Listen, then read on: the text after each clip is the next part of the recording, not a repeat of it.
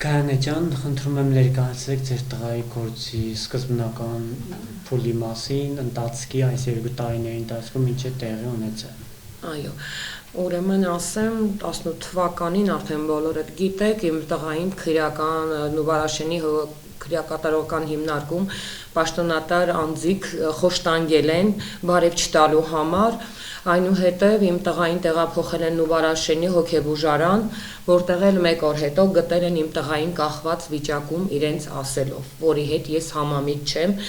եւ փորձում եմ ներկայացնել բազմաթիվ ապացույցներ եւ նկարներ եւ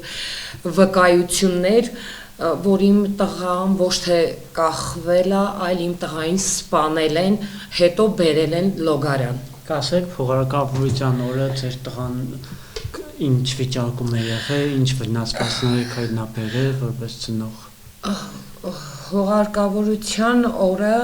մինչև հողարկավորությունը ես քանի որ մայր հանդիսանալով փորձում եի վերջին անգամ իմ տղային զգայի, երբ որ շոյում էի դեմքը, պատահմամբ զգացի, որ դեմքի վրա գրիմ կարված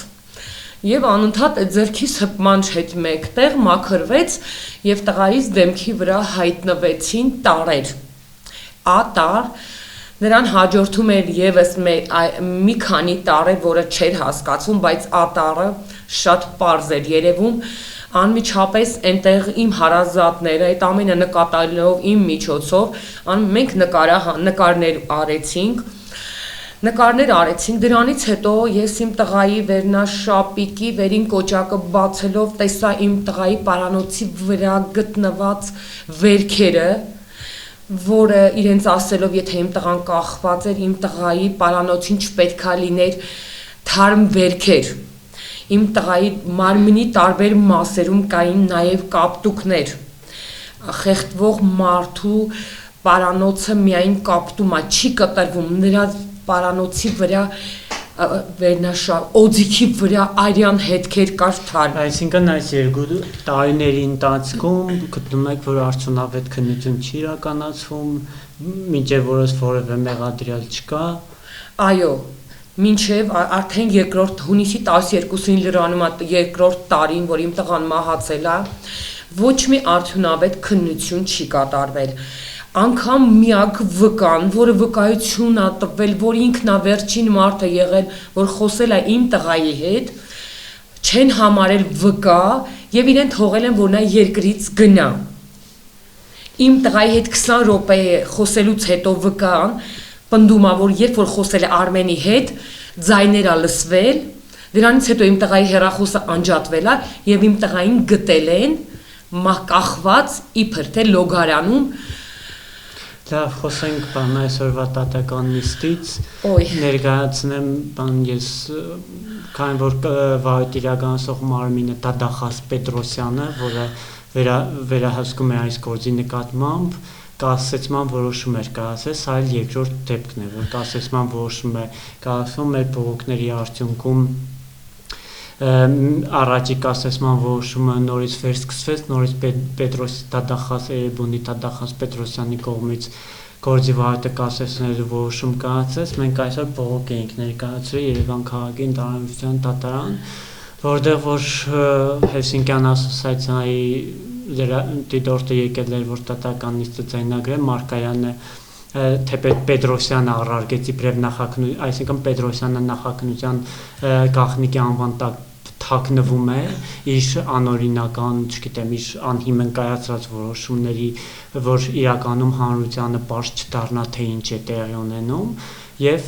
այսօր առարգեց տատական նիստին այդ թիմքով, նախաքննության գաղտնիքի հիմքով, սակայն իհարկե մենք առարգեցինք, որ այստեղ որևէ նախաքննական գաղտնիք չկա, եւ այսօրվա դատավարությունը խայտառակություն էր,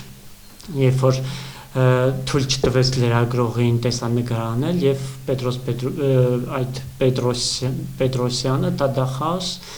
իրեն շատ վատ էր պահում տատական նիստերի ժամանակ, հոխորդալով էր խոսում եւ ի վերջո ներկայացնեմ այն հիմքը, երբ որ սա էլ որերորդ տատական նիստն է, երբ որ Տադախաս Պետրոսյանը հրաժարվում է տատան ներկայացնել քրեական գործի նյութեր, այսինքն խոչընդդում է արտարադատության բուն էությանը եւ այս կյանքի իրավունքի քննվող գործին եւ որ ես բարձրաձայնեցի կյանքի իրավունքի հարց Պետրոսյանը ասում է ով ասեց որ այստեղ կյանքի իրավունք է քննում իրականում ցավում եմ որ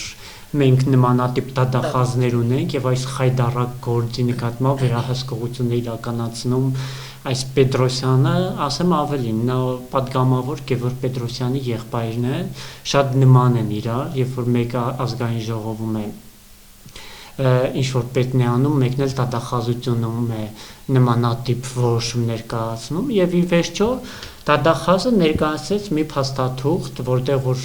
իբրև գործը գտնվում է դատահոգեբանական փորձակնության փուլում փորձագետների մոտ է քրեական գործը գտնվում այդ իսկ պատճառով չի կարող գործը դատան ներկայացնել սակայն մենք կայանեն կհաստատի երկու շաբաթ առաջ ծանոթացել ենք դատահոգեբանական փորձակնությանը նյութերին մեր դիրքորոշումը հայտնել ենք այսինքն գործը վերահսկող դատախազը ես հայտարարեցի դատանում որ գործը վերահսկող դատախազը տեղում չի հետո երբ որ բանը Պետրոսյանը ասում է երբ որ գործը փորձակնությունից հետ կա այս գործը պարտադիր վերսկսվելու է եթե չվերսկսվի դա օրենքի կոպիտ խախտում է իսկ ես դա փաստեցի դատանում որ Պետրոսյանը տեղում չէ եւ գործը փորձակնությունից հետ է եկել եւ չի վերսկսվել իհարկե խառնվեց իրար իդեպ դատական նիստի ժամանակ հեռախոսով զանգ ունեցա որտեղ որ դատավորը որևէ նկատողություն չտվեց քանի որ դատական նիստերի ժամանակ չի կարելի հեռախոսով խոսել եւ այս ապօրինությունը շարունակվում է ու այս դատախազ Պետրոսյանը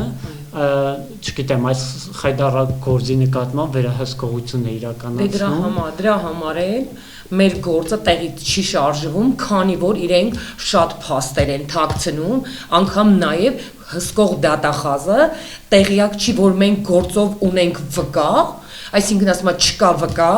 չկա մեղադրյալ այո ոչ հարգելի պարոն Սարգսյան կա վկա Պետրոսյան քանի որ դուք տեղում չեք դրա համար չգիտեք որ մենք ունենք վկա որը ձեր թեթև քնիչ Կարապետյանի թեթև ձեռքով գնաց երկրից բայց ես խոստանում եմ որ թույլ չեմ տալու որ այս գործը կոծկվի բոլոր վճռաբեկ մարմիններին դիմելու եմ անգամ դիմելու եմ պարոն Պետրոսյան Դավթյանին գլխավոր այո պարոն Դավթյանին եմ դիմելու ես ինքս որպիսի այնպիսի մարդ նշանակվի այս գործով որը տեղյակ լինի տեղում լինի եւ տեղյակ լինի գործից պնդում են որ մեր գործը գտնվում է փորձակնության շրջանում բայց ոչ գործը գտնվում է քնչական բաժնում ես ինքս իմ պաշտպանի հետ միասին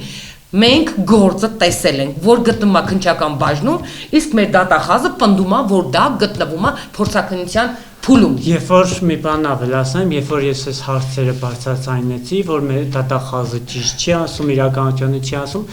հեռախոսազանգումից հետո փոխեց խոսքը իբրև կրկնագի դա բժշկականի մասն է սակայն ես դատանից պահանջեցի քանի որ ինքը դատահոգեբանականի մասին էր խոսում, հետո խոսքը փոխվեց, երևի շփոթվել է դատահոգեբանականի մասին, չէ՞ խոսքը սա պարզապես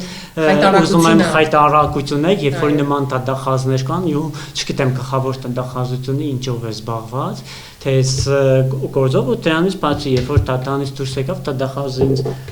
փորձեց հոխորդալ, սպառնալ, որ չփորձեր ցայնուկին վրա բարձրացնել, սա պարզապես խայտարակություն է, թող դատախազները իմանան, որ երբևիցե ինձ չեն կարողացել ճնշել կամ ինչ-որ ձևով ես շարունակել եմ այս մենք պայքարելու ենք եւ բացահայտվելու է հարգելի Պետրոսյան ինչքան փորձում եք այս գործի նկատմամբ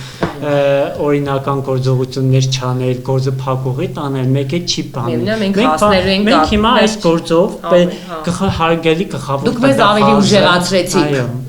գլխավոր դատախազը նաև պետք է քննարկի նմանատիպ դատախազներ ունենալու ծերը մասին եւ չգիտեմ համապատասխան քայլեր ձեռնարկել թեպետ ես հույս չունեմ որ գլխավոր դատախազին հետաքրքրում է նման գործերը նման անձանց կյանքի իրավունքի խախտումները եւ Պետրոսյանի նման